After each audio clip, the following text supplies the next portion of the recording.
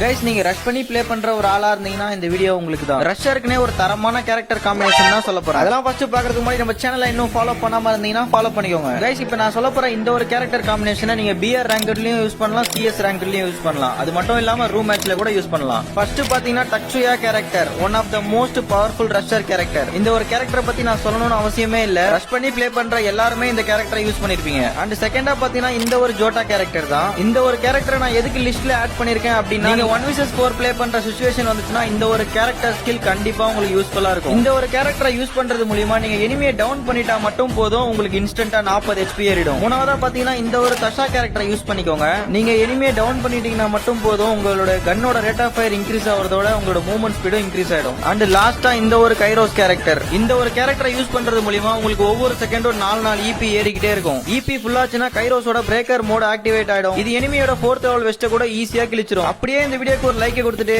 Rush பண்ணி play பண்ற உங்க ஃப்ரெண்ட்ஸ்க்கு எல்லாம் ஷேர் பண்ணி விட்டுருங்க.